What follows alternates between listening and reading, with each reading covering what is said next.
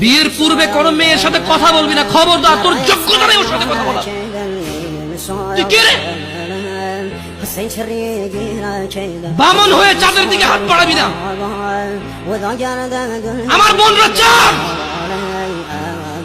ওয়াল্লাহি যেদিন ইসলামী শাসন আসবে, যেদিন ইমাম মেহেদী আসবে, যেদিন ঈসা আলাইহিস সালাম আবার আসবে, ওনার বন্দরের উপর যারা হাত দিবে উনি হাত কেটে ফেলবে।